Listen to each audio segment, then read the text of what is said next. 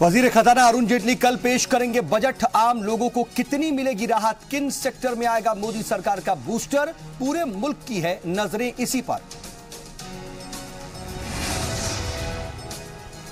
कासगंज तशद्दुद का अहम मुलजिम सलीम गिरफ्तार। 26 जनवरी को तिरंगा यात्रा के दौरान चंदन को गोली मारने का इल्जाम। चंदन की मौत के बाद हुआ था बवाल।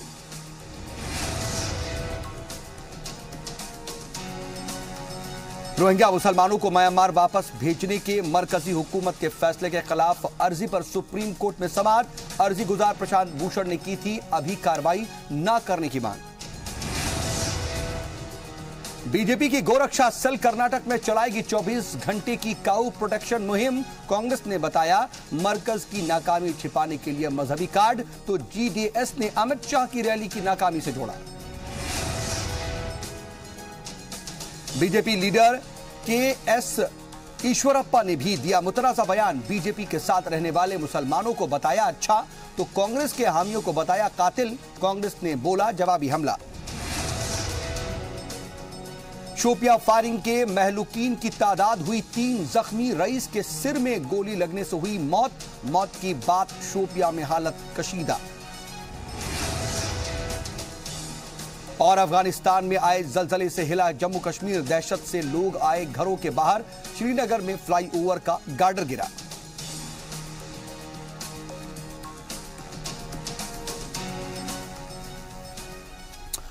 आदाब नाज़रीन, खैर मकदम में आपका जी सलामी। और आज का मुद्दा लेकर हाजिर हूं मैं सऊद मोहम्मद खालिद। और आज का मुद्दा है बजट। जी हां, उम्मीदों का बजट 2018। इंतजार की घड़ियां धीरे धीरे खत्म हो रही हैं।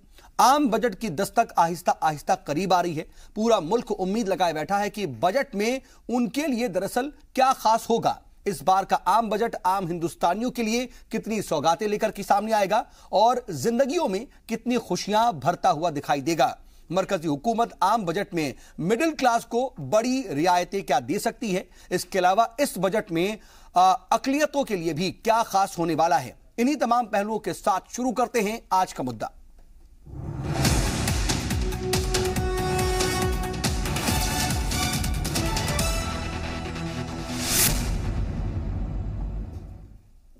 जी हां, उम्मीदों का बजट। पूरे मुल्क की निगाहें कल 2018 के आम बजट पर होगी, क्योंकि 2019 के इलेक्शन से कबल यह फुल बजट होगा आखिरी। और इसमें उम्मीद लगाई जा रही है कि जो आवाम है उसको बहुत कुछ मिल सकता है। कल का हर दिन एक तरीके से हर हिंदुस्तानी कल के दिन के लिए सबसे ज्यादा इंतजार कर रहा है और सबसे खास है उसके लिए, क्योंकि कल पार्लियामेंट में आम बजट पेश होने वाला है। क्या कुछ खास हो सकता है इस बजट में, एक खुसूसी रिपोर्ट आपको इसको दिखाते हैं। इसके बाद इसी पर होगी बातचीत की शुरुआत।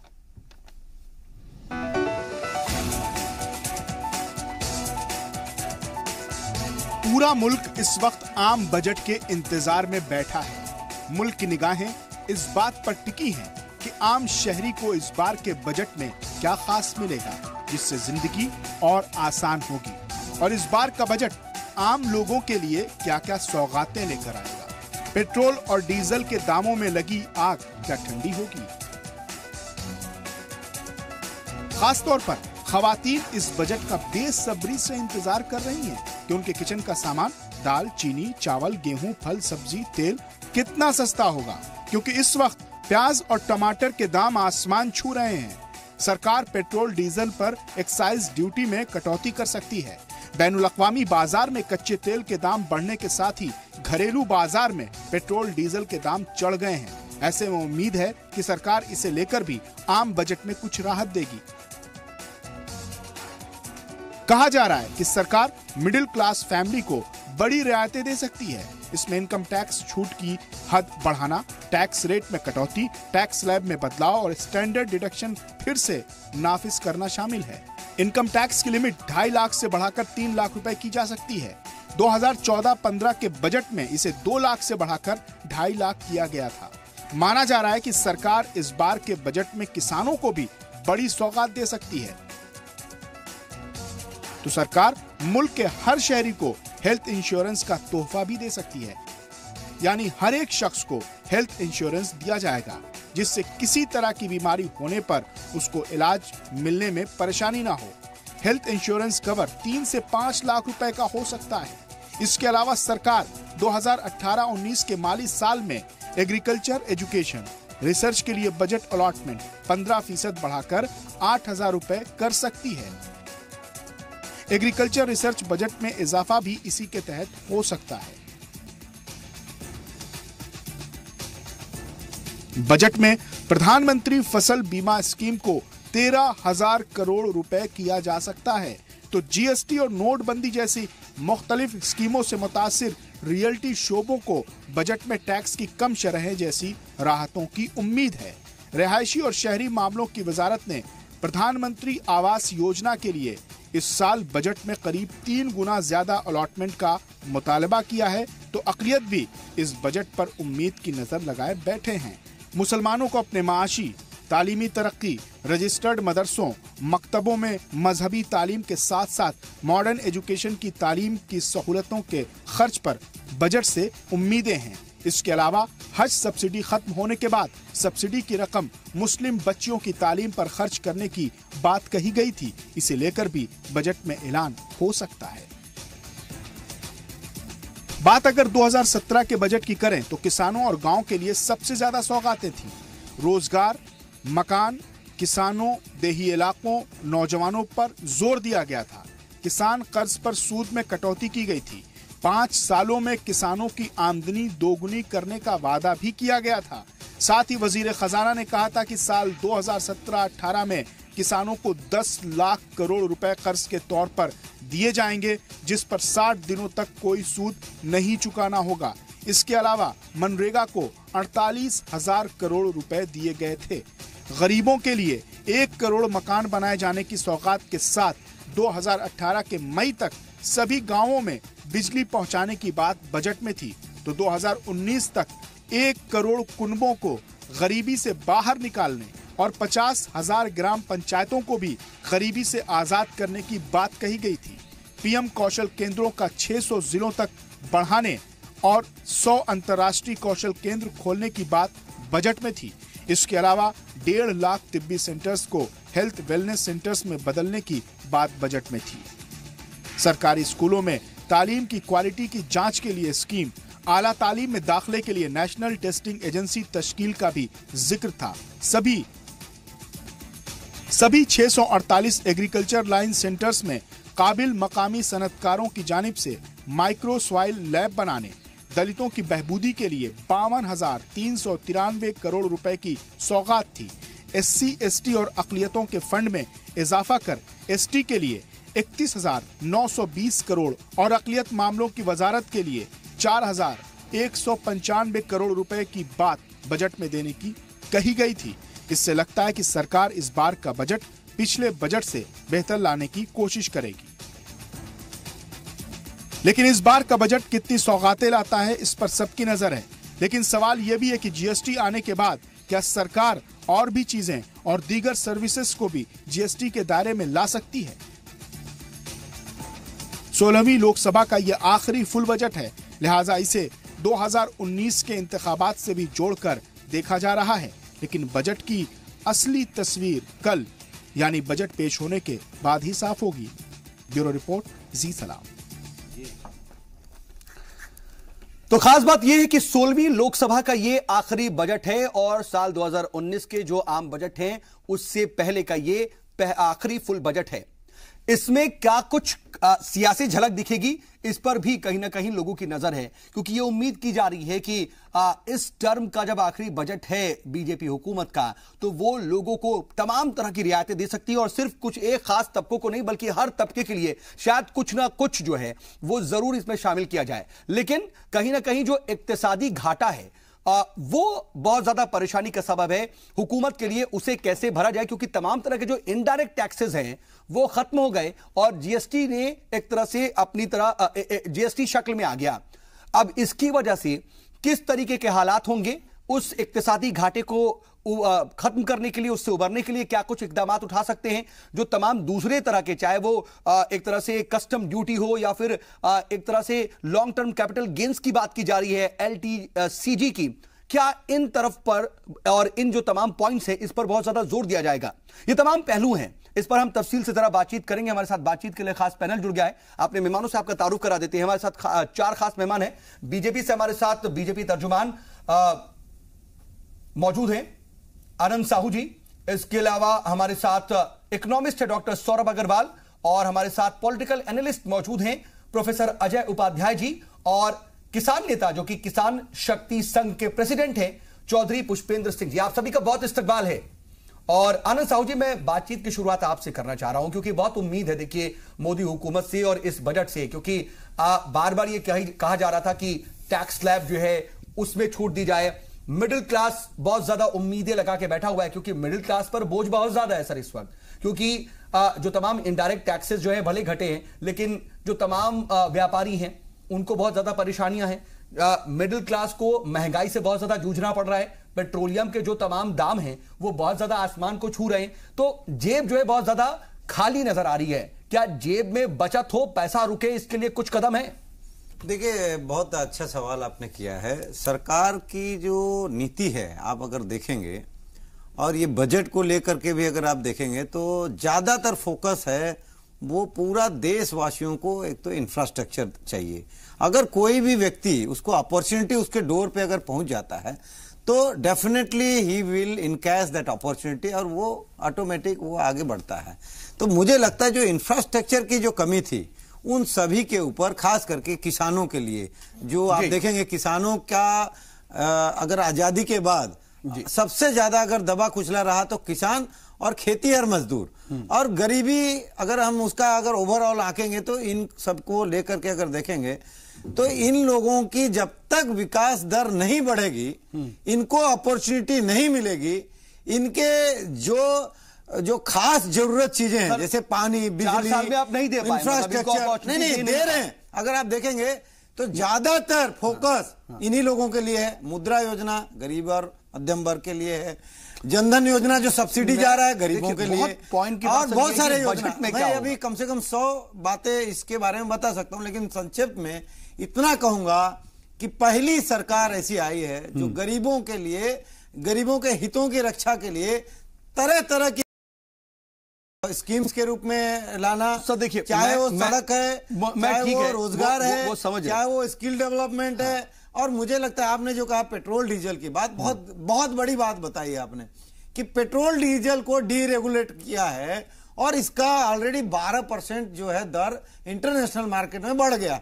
तो इसको नियंत्रण करने के लिए निश्चित रूप से वित्त मंत्री जी ने कहा है, माननीय जेटली साहब ने, कि हम इसको जीएसटी में लाने के लिए एक यूनानिमस जो है चर्चा कर रहे हैं ताकि सभी राज्यों से एक तरह से एक सबका समर्थन मिले ताकि इसको और कंट्रोल किया जा सके। और बजट बहुत जंबो बजट होगा, बहुत खुशहाली वाली बजट होगी, और खास करके मध्यम और गरीब लोगों के लिए और व्यापारियों के लिए। आप देखिए जीएसटी आने के बाद तो 2 करोड़ तक के जो आए हैं उसको ट्रांसपेरेंट करिए और आप आगे बढ़िए, आपको टैक्स मुक्त एक तरह से कर दिया गया। ठीक है सर, तो ये सारे विषय है। ठीक है, और आप ये कह रहे हैं कि सबके लिए कुछ आप देंगे। टैक्स में बहुत सारे कटौती हो गया है तो रेवेन्यू लॉस हो गया है, ये सब है। उसके बावजूद भी ये जंबो बजट हो, जंबो बजट। ठीक है सर, लेकिन हमारे साथ किसान नेता चौधरी पुष्पेंद्र सिंह जी मौजूद हैं। पुष्पेंद्र जी, आनंद साहू जी ने जंबो बजट नाम दे दिया और तमाम लोगों के लिए, तमाम एक तरह से जेटली की जो पोटली है वो खुल जाएगी और पिटारे में सबके लिए सब कुछ होगा। किसानों के लिए क्या होगा, आपको क्या उम्मीद है? देखिए, जो साहू जी ने बात कही है खालिद साहब, इन्होंने ये कहा है कि हम किसानों की आमदनी बढ़ाने के लिए उनका इंफ्रास्ट्रक्चर, इस सब चीजों को ग्रामीण क्षेत्रों में दे रहे हैं। मैं इनका वायदा जो 2014 के मैनिफेस्टो में था और हर सभा में, रैलियों में माननीय प्रधानमंत्री जी ने, मोदी जी ने इसको कहा कि हम फसलों की लागत का 1.5 गुना मूल्य देंगे। ये एक वायदा था, केवल इसमें घोषणा होनी थी और पहले दिन से ये किया जा सकता था, यानी मई 2014 में ये किया जा सकता था। आज तक इन्होंने उस वायदे को पूरा नहीं किया है, तो हम इनसे क्या आशा करें? और इसका जवाब अभी भी मैं आपको चैलेंज करता हूं कि साहू जी स्पष्ट नहीं देंगे कि 1.5 गुना क्यों नहीं इन्होंने किया और कब इसको करने जा रहे हैं। इसी का जवाब दे दीजिए, आगे का प्रश्न फिर हम बाद में पूछते हैं आपसे। सर जवाब दीजिएगा लेकिन बोल नहीं साहू जी जवाब दीजिए, लेकिन कब और कितने वक्त के अंदर? ये डेट एंड टाइम पूछ रहे हैं। प्रति वर्ष लगभग 40% हर एक जो मिनिमम सपोर्ट प्राइस में वृद्धि की गई है। और आप आंकड़े दिखा सकते हैं, आपके चैनल वाले से कहिए आपको कि minimum support price NDA government में, मोदी गवर्नमेंट ने कितना बढ़ाया है, गूगल करें, it will be listed out, because यहाँ मेरा इंटरनेट काम नहीं कर रहा है। अभी तो जो लोग देख रहे हैं ना सर, मैंने कई चैनलों में दिखा चाहेंगे, वो चाहेंगे कि बीजेपी को जो तर्जुमान है वो बता दें कि क्या हुआ है। न्यूनतम समर्थन जो प्राइस है, सपोर्ट प्राइस है, वो सबसे ज्यादा मोदी गवर्नमेंट ने बढ़ाई है। ये रिकॉर्ड में किसान नेता मौजूद है, वो नकार रहे हैं। आप जितना भी ढोल पीट लीजिए सर, जितना भी ढोल पीट लीजिए, आपकी ढोल की आवाज नहीं पहुंच रही है उन तक। वो कह रहे हैं कि ऐसा नहीं है, बढ़ाई है वो आंकड़ा ये तो यानी कि पुष्पेंद्र सिंह जी झूठ बोल रहे हैं। फिर आपने 7-8% के आसपास बढ़ाई है, पिछले सरकार में जो है 13-14% तक बढ़ी थी। ये आंकड़े हैं, इसमें कोई बाजीगरी आप नहीं कर सकते, और इस वायदे को आपने शुरू से पूरा करना चाहिए था। इस वजह से भारी नुकसान, लगभग 6 लाख करोड़ का नुकसान जो है किसानों का हुआ है, ये आंकड़ा है। और अब आप कह रहे हैं कि हम 2022 तक आमदनी दुगनी कर देंगे, फिर 19 में कहेंगे अब 24 तक तिगनी कर देंगे। अरे जो वायदा भैया आपके बीच में हम बोले थे साहू जी, ये तो हमसे हमारा नहीं, हम पूरा कर लें। तो आप जो है 1.5 गुना तो कर नहीं पाए, अब आप 2 गुने की बात करने लगे हैं। उसमें भी मैं आपको स्पष्ट कर दूं कि पिछले 4 साल में कृषि की जो वृद्धि दर है मात्र 2% है, और अगर आपको 2017 को 2022 तक आमदनी दुगनी करनी है तो लगभग 15% से तक बढ़ना पड़ेगा। तो कहीं भी और कभी भी विश्व में 15% कृषि की विकास दर नहीं रही है। तो आप बताएं कैसे? ठीक है, बहुत जल्दी से रिएक्शन, क्योंकि मुझे और डिटेल्स भी लेनी है, बाकी मेहमानों के पास भी जाना है। आपको शायद मालूम नहीं होगा कि पहली बार ये जो कृषि क्षेत्र के पानी की सुविधा के लिए, इरिगेशन के लिए 40,000 करोड़ सरकार ने दिया है। पहली बार हरित क्रांति की बात किया पिछली सरकार ने, 10,000 करोड़ दिए। हरित क्रांति 10,000 करोड़ में आएगा भारत के किसानों के लिए, 40,000 करोड़। और इतना ही नहीं, कोल्ड स्टोरेज, फूड प्रोसेसिंग, तमाम योजना के लिए लाखों करोड़ रुपया उस सेक्टर के लिए दिया है। जब तक इंफ्रास्ट्रक्चर नहीं होगा, आप देखिए कहीं का भी पंजाब का किसान को लीजिए, वहां अगर इंफ्रास्ट्रक्चर है तो वहां के किसानों की आमदनी अच्छी है। मध्य प्रदेश का किसान आप देख लीजिए, इसी सरकार ने, यूपीए गवर्नमेंट ने 2 बार बुला के वहां की सरकार को राष्ट्रपति पुरस्कार, नीति आयोग का पुरस्कार, हर एक पुरस्कार वहां दिया हुआ है। हम नहीं कह रहे छत्तीसगढ़ के गवर्नमेंट, गुजरात के गवर्नमेंट क्यों दिया? देखिए कृषि में 18% का ग्रोथ ठीक है, मध्य प्रदेश ने लिया। सर किसानों पर ही UPA government, it is not the data of BJP और एनडीए। अभी हम सिर्फ किसानों की बात कर रहे हैं, तो ये हालात नजर आ रही कि आप एक वादे पर ही लेकर के आप सफाई दे रहे हैं। तमाम तरह के वादे हैं और तमाम तरह की उम्मीदें हैं। बहुत प्यार मिला है आपके गवर्नमेंट को। आपको भी पता है कि लोग कहते हैं कि जितना मांगा नहीं था मोदी जी ने, बीजेपी ने, उससे ज्यादा प्यार मिला है आवाम को, काम कर रहे हैं उनके लिए, उससे ज्यादा प्यार मिला है आवाम का। लेकिन क्या उतना ही प्यार लौटा पा रही है गवर्नमेंट? ये भी बहुत इंपॉर्टेंट है। सौरभ अग्रवाल जी देखिए, अगर हम बेसिक चीजों पर चले जाएं और जरा टेक्निकलिटीज को देखें तो क्या नजर आता है? इस बार का बजट किस तरह से आम लोगों के लिए मफाद में होगा और कैसे फायदा पहुंचाएगा? क्योंकि जीएसटी नाफिज होने के बाद एक तरीके से जो तमाम इनडायरेक्ट टैक्सेस खत्म हुए हैं, उससे इक्तिसादी जो घाटा है वो बहुत ज्यादा जो है वो बढ़ गया है। और ठीक है, डायरेक्ट टैक्सेस को कहीं का एक फ्लो बढ़ा है, लेकिन इनडायरेक्ट टैक्सेस का जो एक कमी आ रही है और उसमें जो घाटा है उसको भरने के लिए भी तो तमाम कोशिशें होंगी। कहा जा रहा है कि एलटीसीजी की बात की जा रही है, एसटीटी यानी कि सिक्योरिटी ट्रांजैक्शन टैक्स की बात की जा रही, इनहेरिटेंस टैक्स की भी बात कही जा रही कि ये भी वापस हो सकता है, कस्टम ड्यूटी की बात की जा सकती है। तो क्या ये इस तरह के भी टैक्सेस इस बार लादे जा सकते हैं? अच्छा, आपने बहुत अच्छा सवाल पूछा। इसमें एक तो ये जो हम जो बजट एक्सपेक्ट कर रहे हैं, इसमें ये जरूरी फोकस रहेगा कि किसानों के हित में रहेगा, मध्यम वर्ग लोगों के भी हित में रहेगा, और कोशिश की जाएगी कि ये जो हमारा एग्रीकल्चर का ग्रोथ है जो इस समय 2% पे, इसको बढ़ाया जाए। इसमें सरकार को एक तो मानसून पिछले 2 बार भी अच्छा नहीं रहा और इस बार भी कोई अच्छा एक्सपेक्ट नहीं कर रहे, साथ में टेम्परेचर भी बढ़ रहा है जिसकी वजह से प्रोडक्टिविटी में 10% का फॉल है, जिसकी वजह जो सरकार कुछ नहीं कर सकती है। लेकिन सरकार अपनी तरफ से, जैसे पिछली बार कहा कि 60 दिनों तक बिना इंटरेस्ट के लोन लीजिए, तो मेरे हिसाब से इस तरह की 0 इंटरेस्ट वाली स्कीम सरकार ऐसी स्कीम्स ला सकती है। फर्टिलाइजर सस्ते दामों पे और मिले। मेरे हिसाब से इसमें सरकार ने आपका जो थोड़ा सा मॉड्यूल आपने दिया था, उसमें एक ये भी था कि रिसर्च क्या है कि आजकल हैदराबाद जैसी जगहों पे ऐसा हो गया है कि माइक्रोसॉफ्ट 40 साल का डेटा लेके, आर्टिफिशियल इंटेलिजेंस लगा के ये बता सकता है कि कब बारिश होगा, कब करना चाहिए, उससे प्रोडक्टिविटी बढ़ सकती है। तो मुझे लगता है सरकार का एक मेजर पैसा इस तरह की रिसर्च इंस्टीट्यूशन और इस तरह की रिसर्च डेवलपमेंट, जिसमें एसएमएस के माध्यम से कृषि व्यक्ति को पता लग जाए कि अब ये बोना चाहिए, अब ये करना चाहिए, इस तरह की कुछ टेक्नोलॉजी पे डेवलपमेंट मेरे हिसाब से होगा। जहां तक आपने बात की कि जो जीएसटी से पैसा कम हुआ है, मेरे हिसाब से हम बहुत ही टारगेट के अंदर हैं।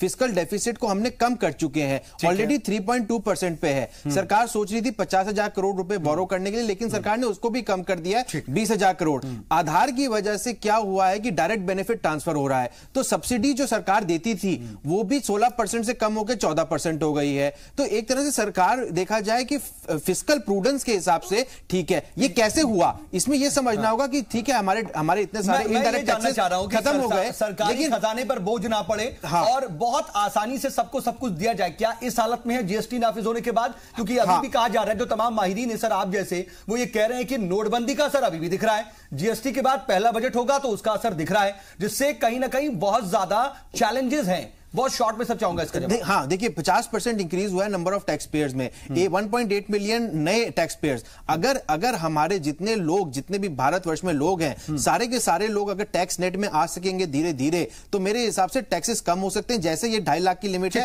3.5 लाख, आप इसको 3.5 लाख रुपए तक पहुंच सकती है, और टैक्स रेट भी कम हो सकते हैं। कॉर्पोरेट टैक्स रेट भी 30% से कम होकर 27 से 28% माना जा सकता है। पॉजिटिव चीजें हैं, जो टेक्निकलिटीज हैं, जो आप ही बेहतर अच्छी तरह से समझा सकते हैं। लेकिन मैं आ रहा हूं सर, डॉक्टर अजय, मैं आपके पास आना चाहता हूं। इसका एक पॉलिटिकल एंगल भी है सर। 2019 से पहले का आखिरी फुल बजट है, 16वीं लोकसभा का आखिरी बजट है, तो सरकार पूरी कोशिश करेगी कि अपना एक तरह से पिटारा जो है ना, और बाहें दोनों तरह से खोल करके बांटे लोगों को। तो क्या ऐसा आप देखते हैं, पॉलिटिकल एंगल इसमें नजर आएगा क्या बजट में?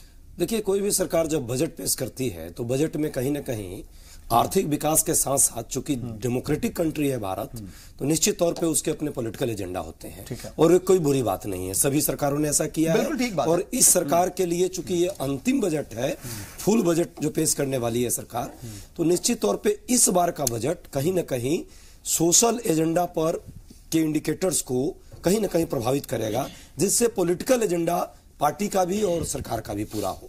और मुझे नहीं लगता है बुराई है, इससे यदि जनता का हित होता है। बस प्रश्न यहां है कि जो 4 साल की सरकार रही है, उस 4 साल में जो जो चीजें वादे हुए हैं, अभी साहू जी ने बहुत अच्छी बातें कही है, निश्चित तौर पे भाजपा के प्रवक्ता हैं तो ये अपनी बात रखेंगे, लेकिन जो ग्राउंड पे रियलिटी है युवाओं के रोजगार को लेकर के, ठीक है कुछ चीजें मिली भी है लोगों को, लेकिन अभी बहुत कुछ मिलना था। और इस बजट में मुझे लगता है आने वाला जो कल का बजट होगा, मुझे पूरा आशा है और पूरी भरोसा है, और देश के नौजवानों को और युवाओं को भी भरोसा संभवता है, बड़ी आशाएं लगा रखा है कि रोजगार के मुद्दे पर सरकार कोई बड़ा कदम उठाएगी, पहला।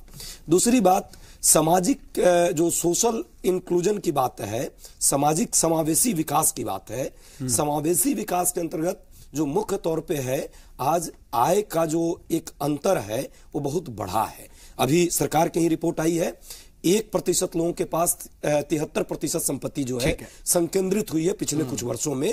तो निश्चित तौर पे सरकार यदि ये बजट लाएगी तो उसमें कहीं ना कहीं एक एजेंडा मुझे लगता है कि ये लोगों की आशाएं होंगी कि ऐसा कोई एजेंडा लाए जिसमें उस जो आय हो रहा है, यह सरकार जो चीजें की है पिछले 4 सालों में, और उससे यदि लाभ हुआ है तो उस लाभ का फायदा ग्रामीण क्षेत्रों के किसानों को, नौजवानों को, बेरोजगार युवाओं को, या शहरी क्षेत्र में जो असंगठित क्षेत्र में काम करने वाले 49 करोड़ लोग इस देश में हैं, जो अपनी रोजी रोटी की तलाश में है, कहीं ना कहीं उसको भी कुछ मिलेगा। उनको भी देने की बात कही जा रही है ना कि सर देश के लिए तमाम तरह की सहूलत देंगी, इस तरह की खबरें आ रही हैं, इस तरह की बातें कही जा रही हैं। मुझे भी लगता है उसको लेकर के सरकार को फिक्रमंद है, होना चाहिए। दूसरी एक बात सिर्फ मैं रखना चाहूंगा, एजुकेशन के सेक्टर में और हेल्थ के सेक्टर में आज प्राइवेट प्लेयर इतने ज्यादा हावी होते जा रहे हैं, गरीब लोगों के लिए बड़ा मुश्किल हो गया है स्वास्थ्य अपनी रक्षा करना और एजुकेशन को लेकर कोई भी सरकार हो, मैं मानता हूं भाजपा की हो, कांग्रेस की हो, सपा और बसपा की,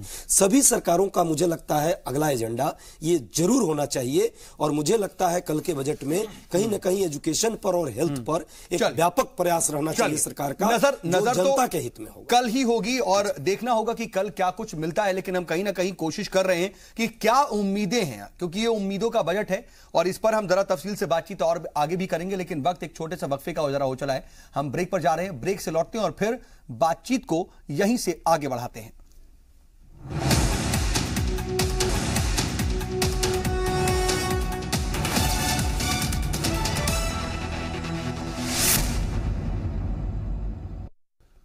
तो उम्मीदों के बजट से आखिर क्या उम्मीदें हैं मुल्क को, और इसको लेकर के जो तमाम तरह की बातें कही जा रही हैं, क्योंकि 8 रियासतों में इसी साल इंतखाब होने वाले हैं, अगले साल आम इलेक्शन होंगे, तो क्या यह चुनावी बजट होगा? चुनावों को देखते हुए क्या पिटारा खोलेंगे जेटली साहब?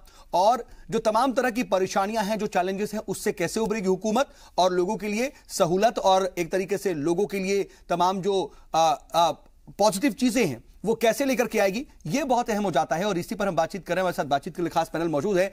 आनंद साहू जी, देखिए तमाम तरह के सवालात हैं, ठीक है, एक तरफ ये बात कही दी जा रही है कि कुछ चीजों में गवर्नमेंट के पास प्लस पॉइंट है, अपर हैंड है, लेकिन बहुत से चैलेंजेस भी हैं। निश्चित रूप से चैलेंजेस है। इसीलिए देखिए पहली बार प्रधानमंत्री जी ने सोइल हेल्थ कार्ड ये भी पहली बार शुरू किया है, और किसानों का जो जमीन है उसमें कौन सी खेती अच्छी होगी उसके ऊपर भी अध्ययन चिंतन हो रहा है। और हाइब्रिड जो आज बीज हैं, उन्नत किस्म का जो बीज है, वो भी मुहैया कराया जाए समय से और बहुत सस्ते दामों पर, ये भी किया जा रहा है। दूसरा, मुझे आपको एक चीज जोड़ना चाहता हूं कि दुनिया भर के जो टेक्नोलॉजी है, आज वो सब टेक्नोलॉजी को यहाँ भारत में ला करके मेक इन इंडिया का जो फार्मूला शुरू किया गया है, मुझे लगता है ये समय जरूर लग रहा है इस गवर्नमेंट को पूरा ग्राउंड में सब कुछ इंप्लीमेंट करने में। निश्चित रूप से आपको भी मालूम है किस तरह से इंप्लीमेंट होता है जमीन में, क्योंकि केंद्र सरकार कोई योजना बनाती है, वो नीचे राज्य सरकार में जाती है, राज्य सरकार में एक जिले में कहीं जा करके प्लांट लगता है और बहुत तमाम तरह के उसमें क्लियरेंसेस होते हैं। अब ये सारे चीजों के बावजूद भी आज देखिए हर एक सेक्टर में एक पॉजिटिव जो साइन है, तमाम अध्ययन के माध्यम से वो दिखाई दिया है। सर्वे को ले लीजिए, चाहे दुनिया के जो भी और विशेषज्ञ हैं उनका बयान को ले लीजिए, सबने कहा है कि India is the emerging global leader in economic sector as well as otherwise also. तो ये कहीं ना कहीं प्रधानमंत्री नरेंद्र मोदी जी का और अपने वित्त मंत्री जी का जो जुगलबंदी है और उनका जो आज रिफॉर्म है, आप देखिए तमाम राज्यों के साथ एक कोऑर्डिनेशन, पहली बार इतिहास में इतना बड़ा रिफॉर्म जो है एक साथ करने के बाद भी डेवलपमेंट और इकोनॉमिकल जो सस्टेनेबिलिटी है उसको बनाए रखना, खास करके सोशल सिक्योरिटी जो सबसे बड़ा चैलेंज है।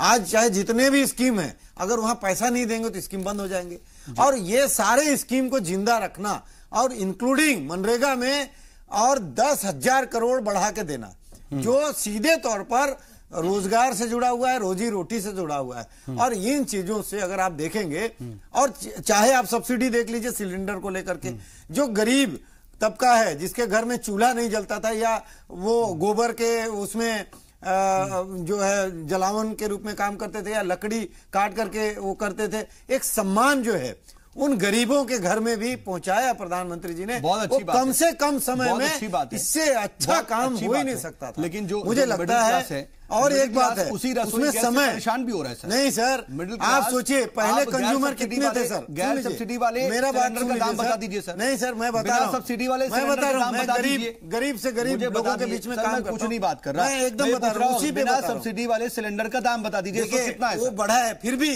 741 रुपए, उसका बता रहा हूं। गरीब आदमी को हमेशा ब्लैक में 1500 रुपए में सिलेंडर मिलता था, आज वो गरीब आदमी सीधा सिलेंडर मिल रहा है, सब्सिडी अमाउंट उसके अकाउंट में जा रहा है, बिचौलिए समाप्त। वो जो घोटालेबाज मार्केट में नहीं उनका धंधा चौपट हो गया, और इसीलिए भारत में 20,000 करोड़ 1500 नहीं 1800 और 2000 रुपए में गैस खरीदने वाले लोगों से मिलवाऊं मैं आपको? मैं जानता हूँ, मैं जानता हूँ सर, आप भी जानते हैं। वो नहीं है, बताइए नहीं है। तब आप लीजिए सर, मैं अभी चलिए मेरे साथ चलिए, मैं मिलवाता हूं। अभी नहीं, मैं जानता हूँ साहू जी, और प्रोग्राम के बाद मेरे साथ और एक बात बता रहा हूँ, मेरे साथ चलिए, मैं मिलवा देता हूँ ऐसे लोगों से जो परेशान है। एक बड़ी बात बता रहा हूँ, आज खुलासा है ये कि पहले आज कंज्यूमर कितने थे? 3.5-4 करोड़, आज 7 करोड़ से ज्यादा हो गए, तब भी ब्लैक नहीं हो रहा है, सिलेंडर उपलब्ध है। और वो दूसरी गवर्नमेंट में क्या होती थी, सिलेंडर नहीं है, अब ब्लैक में तुरंत मिल जाते थे। तो ये बड़ी उपलब्धि है मोदी गवर्नमेंट की। ठीक है,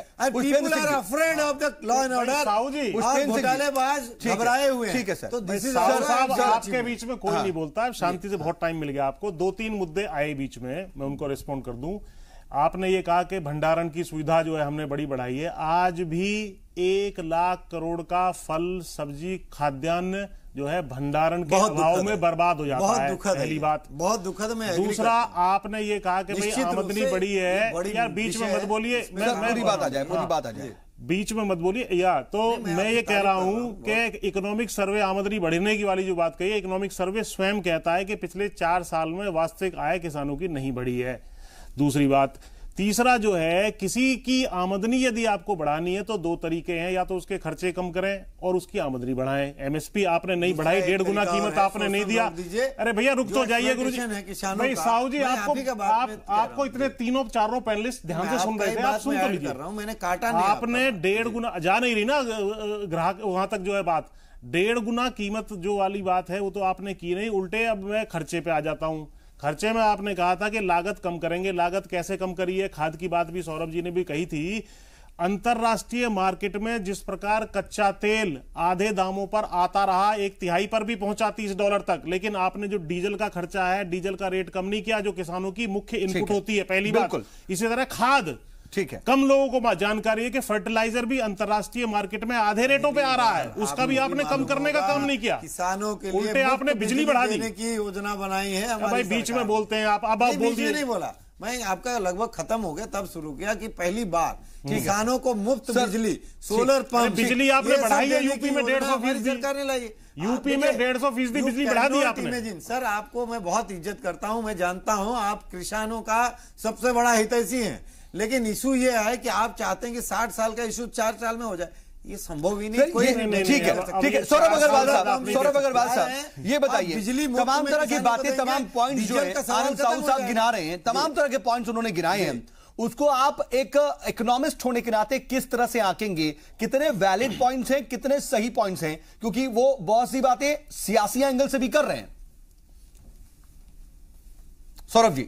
हाँ, क्या सौरभ जी माफ कीजिएगा, मैं एक बार फिर से अपना सवाल पूछ लेता हूं कि जो तमाम बातें आनंद साहू जी ने बहुत पॉइंट्स अपने गिनाए, उन पॉइंट्स को आप इकोनॉमिस्ट होने के नाते किस तरह से आंकते हैं? क्योंकि वो तमाम जो बातें शामिल कर रहे हैं वो सियासी एंगल से अपनी बातें कर रहे हैं, वाहवाही कर रहे हैं, पीठ थपथपा रहे हैं, लेकिन ग्राउंड रियलिटी क्या है? नहीं, ग्राउंड रियलिटी ये जो कह रहे हैं ये ठीक है, सरकार ने अपनी तरफ से सारे अटेम्प्ट्स किए हैं, ठीक है, और सरकार अपनी तरफ से जो वेयर हाउसिंग में भी जो उन्होंने डेवलपमेंट की है, उसमें भी उन्होंने सरकार ने अटेम्प्ट्स किए हैं। सरकार का सिर्फ देखिए, सरकार को मल्टीपल एरियाज में काम करना है। सरकार मल्टीपल, देखिए 1400 रेगुलेशंस खत्म हो गए, सरकार मल्टीपल एरियाज में काम करी, जिसमें एग्रीकल्चर एक पोर्शन है, और उसमें भी उन्होंने देखिए जितना वो कर सकते थे वो अपनी तरफ से, क्योंकि सरकार सिर्फ गुड इकोनॉमिक्स भी चाहती है, गुड पॉलिटिक्स भी चाहती है।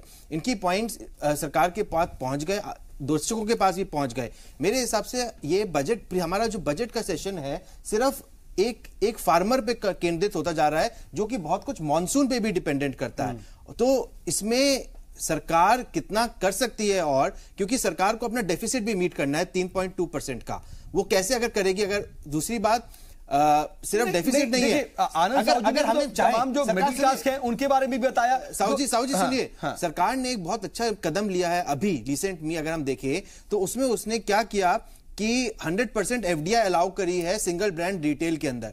जब ये ऐसी कंपनियां आएंगी, और देखिए 60,000 करोड़ का एक तरह से पैसा आया है, लेकिन बहुत ज्यादा ताज्जुब तब होता है कि जब अपोजिशन में यही पार्टी होती है तो 100% एफडीआई क्या 50% से भी ऊपर एफडीआई को लेकर के मुखालिफत कर रहे होते हैं। आज क्या ये समझ में आ गया कि एफडीआई बहुत इंपॉर्टेंट है? अब तो देखिए आ गया है, अब तो अलाउ कर दिया है सिंगल ब्रांड रिटेल के अंदर। और अगर ऐसी कंपनियां जैसे वॉलमार्ट है, ये अगर इंडिया में आती हैं और अगर ये 100% लाती हैं, और लगभग इस साल भी 60,000 करोड़ $60 बिलियन के आसपास आया है, इस तरह का पैसा निवेश होगा। और वॉलमार्ट में देखिए जनरल स्टोर में एग्रीकल्चर गुड्स भी बहुत, तो मेरे हिसाब से इससे जो वो अपने साथ टेक्निकल इनपुट लेके आएंगे कि कैसे वेयर हाउसिंग होनी चाहिए, कैसे हम देखिए हम लोग एज अ डेवलपिंग इकोनॉमी है, अभी भी हम बहुत, हमारे को खुश होने की बात है कि हम 7-7.5% से ग्रो कर रहे हैं। ये हमारी एक वेल डेवलप, हम फास्टेस्ट ग्रोइंग इकोनॉमी है इन दी एशिया और वर्ल्ड के अंदर।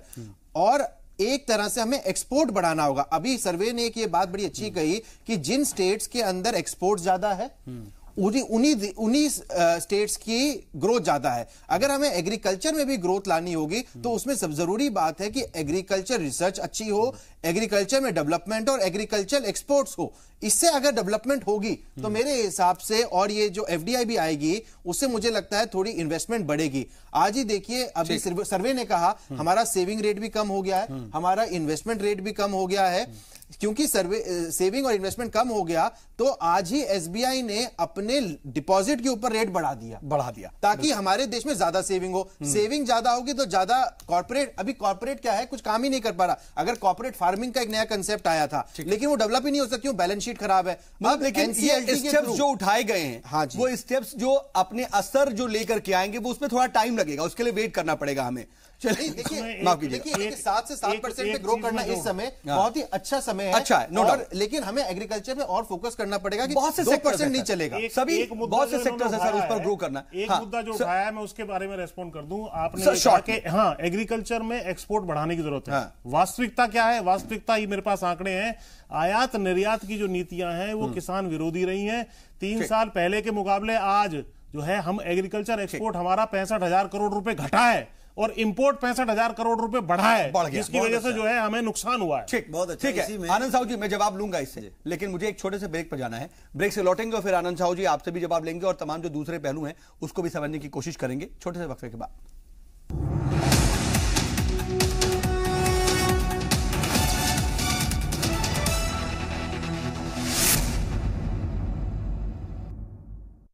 जहां उम्मीदों का बजट है इस बार, क्योंकि 2019 में आम इलेक्शन होने वाले हैं और आम इलेक्शन से पहले ये आखिरी बजट होगा सरकार का, तो इसमें ये बात कही जा रही है कि पोटली जो है जेटली की वो खुलेगी।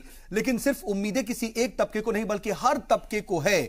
अजय उपाध्याय साहब, मैं आपके पास आना चाह रहा हूं। डॉक्टर अजय, ये बताएं कि एक तरफ तो 8 रियासतों में इस साल इलेक्शन होने हैं, अगले साल असेंबली इलेक्शन, जनरल इलेक्शन होने हैं, तो ये कहा जा रहा है कि ये चुनावी बजट होगा। तो चुनावी बजट का मतलब फिर क्या हो जाता है? क्या हर किसी को दिल खोल करके बांट दिया जाए, या फिर सरकार तमाम जो चैलेंजेस हैं और इफ और बट्स हैं उसको देखते हुए ही बजट पेश करेगी? देखिए 2 इशू थे, नोटबंदी और जीएसटी, और उसके बाद भी चुनाव हुए और कहीं ना कहीं ये सच्चाई है कि भाजपा को कई जगहों पे जीत मिली। तो मुझे लगता है कि उस एंगल को यदि देखते हैं तो कल का बजट वैसा नहीं होगा जैसा हम जितना सोच रहे हैं।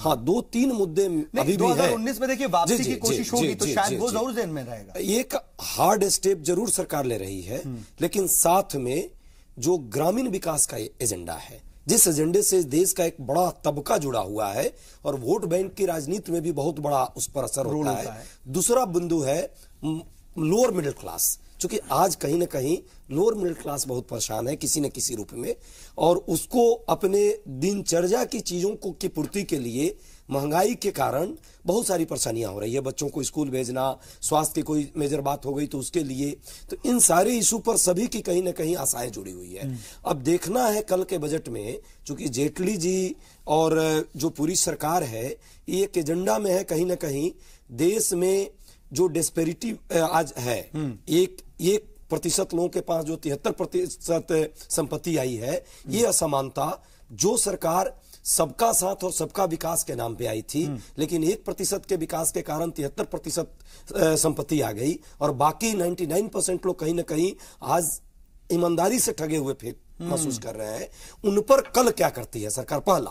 दूसरी बात है, युवाओं का एक बहुत बड़ा वर्ग है जो 2014 में वोट के में आया था और मोदी जी के प्रति उनकी बहुत आकांक्षाएं थी, विश्वास भी जताया था। युवाओं को पिछले 4 साल में रोजगार के अवसर, चाहे कारण जो भी रहे हो, जो रोजगार मिलना चाहिए, हालांकि प्रयास की सरकार, लेकिन सफलता नहीं मिली, उस वाकिफ। आज सरकारी नौकरियों की कटौती लगातार हो रही है। अभी आज ही के अखबार में है 5000 सेंट्रल सेक्रेटेरिएट के जो नौकरियां थी, जो पिछले 4 साल से सरकार नहीं भर पाई और अब उसको खत्म कर रही है। बहुत सारी नौकरियां निकली, लेकिन वो नौकरियां सिर्फ कागजों पर निकली या उसके एग्जाम हुए या कुछ एग्जाम के प्रोसेस में है, लेकिन नौजवान फॉर्म भरते हैं, परीक्षाएं देते हैं, रिजल्ट भी आ जाता है। ये जो बेसिक चीजें हैं उसको कैसे पूरा करेगी आनंद साहब? ये मेजर इशू है। अब देखना पड़ेगा कि कल के बजट में, चुनावी बजट तो निश्चित तौर पे होगा, लेकिन देश की आधारभूत संरचना के विकास में, पावर सेक्टर, रोड सेक्टर और बाकी चीजों में सरकार के क्या क्या इन्वेस्टमेंट के नजरिए दिखते हैं। साहू जी, शॉर्ट में, लेकिन सबसे बड़ा अगर जॉब क्रिएशन होता है तो मैन्युफैक्चरिंग सेक्टर से होता है, एग्रीकल्चर के बाद। और दूसरा जो है, अगर आप देखेंगे कि भारत की इकोनॉमी का जो सबसे बड़ा एक भाग है, जो हिस्सा है, वो डिफेंस में चला जाता है। हम जब इंपोर्ट करते हैं, उसको मिनिमाइज करने के लिए सरकार ने एक बड़ी अच्छी स्ट्रांग नीति अपनाई है। मेक इन इंडिया के माध्यम से जो भी चीजें बाहर से लाते हैं, उसको कोशिश किया जाए कि जिस देश से लाते हैं उनका यहाँ इंडस्ट्री लगे, मैन्युफैक्चरिंग हो, और उससे हमारा जो रोजगार है वो भी क्रिएट होगा और इंपोर्ट भी रिड्यूस होगा।